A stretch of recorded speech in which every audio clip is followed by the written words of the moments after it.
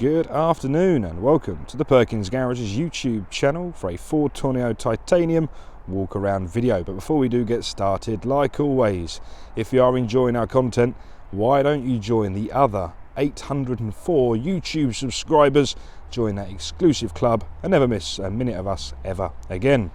This here is a chrome blue Ford Tourneo Titanium L2, so that is the long wheelbase format. This features the 2-litre Eco Blue engine producing 130 PS of power. That 130 PS of power is then transmitted through the front wheels through a 6-speed automatic gearbox. The vehicle is registered on a 2023 registration. That's meaning we have Ford warranty with us all the way until May 2026. The vehicle itself is very low mileage, it's only done just under 6,000 miles, but like always I'll get you the exact number once we're on the dashboard in a minute. So sit tight, sit pretty, and let me walk you around this lovely chrome blue Titanium. So the first thing we're going to do, like always, a remote central locking key out of my pocket and give you a good look at that. With one click on the unlock button, that is going to wake up the daytime running lights. So I don't normally start with an apology, but we are today. So the lights are currently flashing in your video. That is simply because the frequency in which my camera records at. But let me assure you, they're not flashing in real life. They give you the ultimate visibility no matter the lighting conditions. So you're always going to be seen regardless of how bright it is. So even now on a very bright October day, you can still, well, they've turned off now, but you can perfectly see them. There we are. So also they are the indicators, and we have the LED headlights in there as well. Going south quickly, we have front fog lights and we have front parking sensors, and they trail all the way along the front lip of the bumper. That little dull bit at the bottom of the grille there is a front facing radar. That is responsible, beg your pardon, for the pre-collision assist, part of the driver assistance pack this vehicle contains. So we'll cover the driver assistance pack once we're inside the vehicle in a moment. Making our way around to the offside front wheel now, we can see these beautiful 17-inch alloy wheels, the 10-spoke design, and they are fitted with Michelin Primacy 3 tyres as standard. And again, only doing just under 6,000 miles of work, they're in fantastic condition. Before we go round and do the rest of the body, look at this sunshine.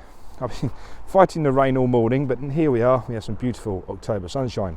Let's discuss sensors. First one there, that is a light sensor. As the ready, watch the hand moves, sun goes down and the moon comes up, your light's going to come on automatically. Very nice feature. If I just come round to the front quickly to try and demonstrate these three here. The one on the left, again, is another light sensor. So when your headlights automatically come on, that's what that one is doing. The one in the middle is a traffic speed sign sensor. So as you go past the speed sign, that will be replicated on the dashboard. And that's also part of the intelligent speed limiter system. Again, part of the driver assistance pack. But pretty much when you go past the speed sign, it will change your speed limiter in accordance to the speed sign. And the one on the right hand side is going to be for your rain sensing wipers. Moving back down to earth now, going back to normal zoom, we're going to start to make our way around the vehicle. This Titanium features beautiful side steps both on the offside and the near side, helping you gain entry to the vehicle. We also have a beautiful rear privacy glass, and you guessed it, and that trails all the way around the rear of the vehicle. Now we are at the offside rear. I'm going to get the camera nice and high, and we're going to shimmy the camera all the way down the near side, hopefully demonstrating to you how beautiful all the body panels are. Like so. Beautiful, beautiful, beautiful. Now we can link that round to the offside rear wheel. These Tourneos have leaf spring rear suspension and rear discs on there. So that's the nearest offside rear, and now we're going to start to move our way around the rear of the vehicle. We can see we have parking sensors again on that bottom lip there, and that is the rear. Now we're going to cruise around and give the near side of the vehicle the exact same treatment. It'd be unfair not to. So we're going to start nice and high. Let's get a bit more. And I'm just going to slowly shimmy my way down, hopefully using the light to our advantage, demonstrating to you all the beautiful body panels. So again, near side, it is symmetrical to the offside, I promise you, but this is, well, it's not actually, because we have the fuel filler cap. So take that back, it's not symmetrical.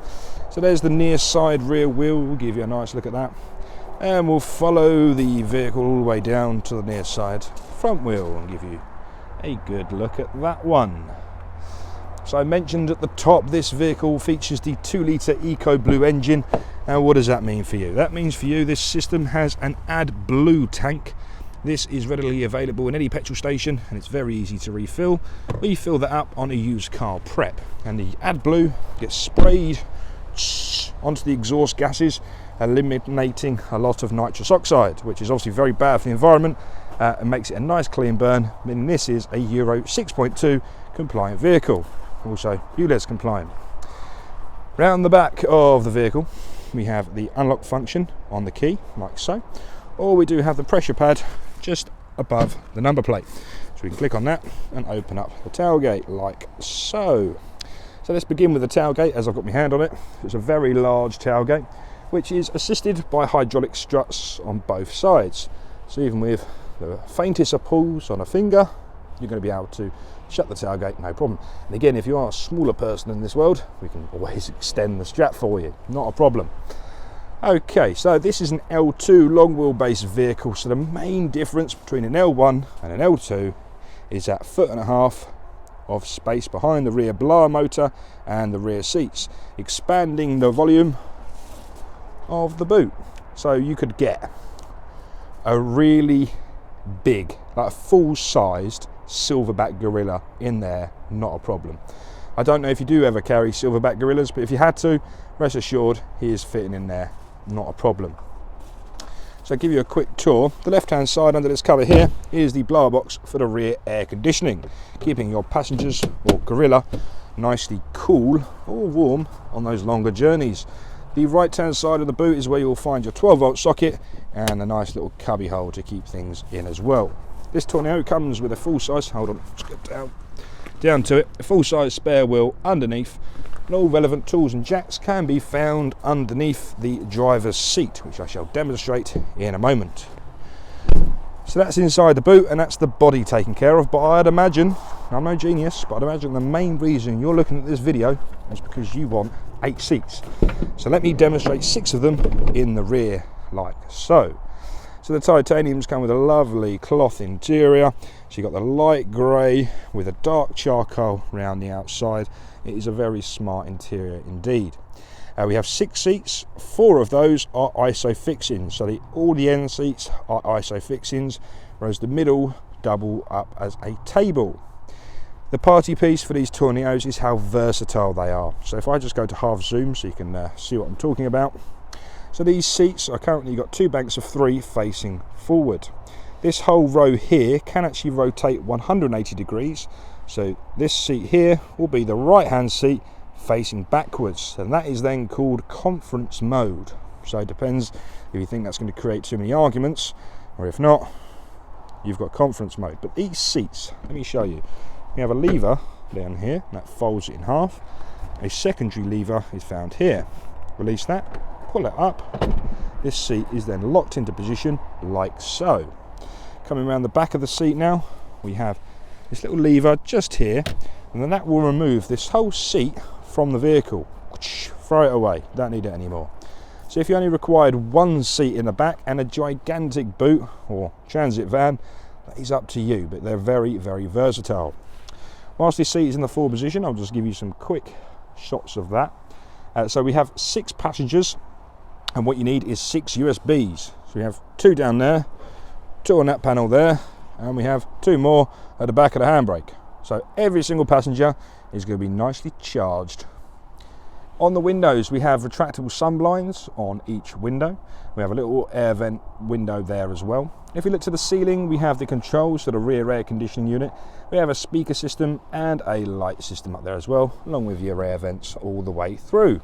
So we have some fantastic specification at the back of this titanium, very comfortable and very versatile area indeed.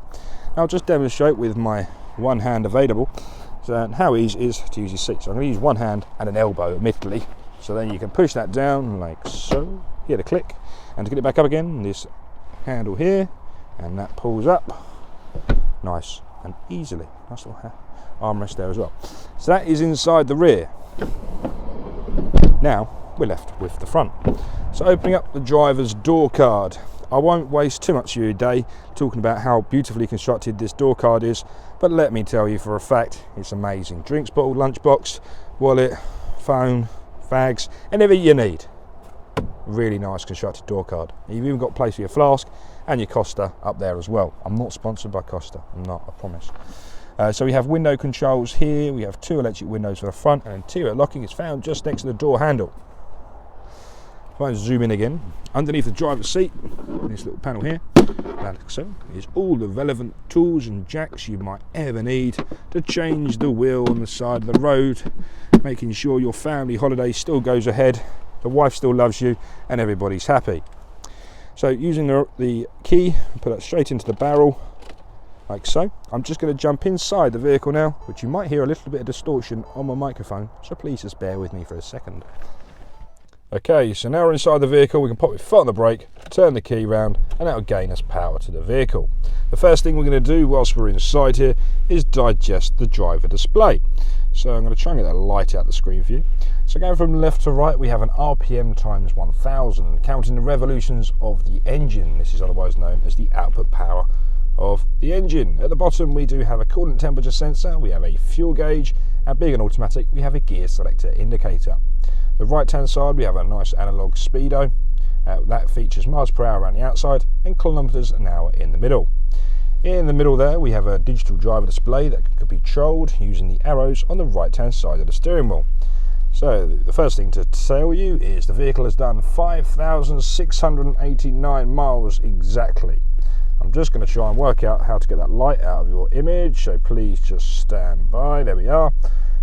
Okay, so if you click on the menu button, this will take us into our menu, and we can go to driver assistance. And the driver assistance pack in this vehicle includes pre-collision assist, traffic sign recognition, lane keeping system, driver alert, eco coach, cruise control, and an intelligent speed limiter. And if we go out there once more, we can go down to vehicle settings. Inside vehicle settings we have chimes, we've got lighting, so auto high beam. So these are all the sensors I was talking about when we're out the front. And if we go down to wipers, in there we have your rain sensing wipers also. So there's some automation for you as well.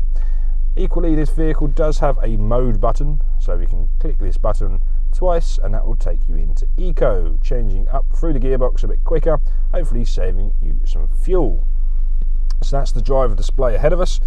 Zooming out quickly, we have all the controls on the right hand side of the steering wheel. We have a voice command button, a pickup, decline phone call, and also a previous and next song. The left hand side of the steering wheel is where you can find all the adaptive cruise control buttons. So we have to set the distance with the top left button, we have a cancel, resume, set speed, we have an on and off standby, and we also have a speed limiter button there as well. Volume minus, volume plus, and mute button also feature at the bottom side of that cluster. Moving into the central reservation of the vehicle now, we have a 12 volt socket, another USB, and it doesn't stop there. Whilst we're on the topic of USBs, underneath this cover, another 12 volt and another USB. So 8 seats, 8 USBs. Everyone is going to be nicely charged. This is the gear selector indicator. So we have obviously just the automatic gearbox with the semi-automatic function on the right hand side of the selector. Parade, this light is doing my head in. There we are. So we have a parade of buttons down there. So we have a traction control, we have a mode button, and also a parking sensors on and off. In the central bit here we have all the controls for the heating, ventilation and air conditioning. So going from left to right we have fan speed just here, we have heated front seats at the bottom here. I'm going to turn mine off.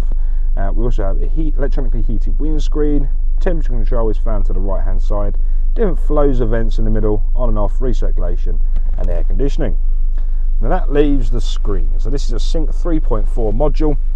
It's very easily divided, so it's nice and easy to go through it whilst you're driving. So this is your home page effectively. The bottom left tile is for your audio, so your radio. In sources we have your classic FM and DAB and Bluetooth audio. Phone down the bottom there is where you can add your phone via Bluetooth. And we have the ever faithful Ford Sync navigation, very easy to use. So for example, click the search box, wait for the keyboard to load, and you'd like to come to Perkins to look at this Tourneo. I do not blame you. Charlie Mike 776 Sierra Alpha. click the search bar, box, button, whatever you want to call it, and that will navigate your route straight to Perkins. You can have the directions appear on the screen ahead of you also. So that's the sync module. This screen is also fully supportive of Apple CarPlay and Android Auto, so whichever software you had on your mobile phone, such as Apple, plug it in using the USB data cable port down there, and that'll mirror your phone onto this screen. So you can use some of your features such as your music, your phone, you can do audible text messaging, you can use Siri via the voice command button. You can ask to do whatever you like. Equally, if you don't like the forward navigation, you can have all of your different navigations on the screen, such as your Apple Maps, Google Maps, Waze, or anything else. So very multi-format screen with different software applications.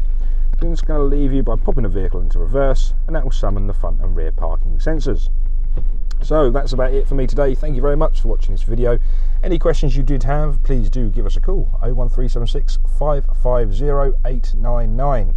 Thank you for liking the video and commenting below, and also hitting the subscribe button. Speak to you very soon.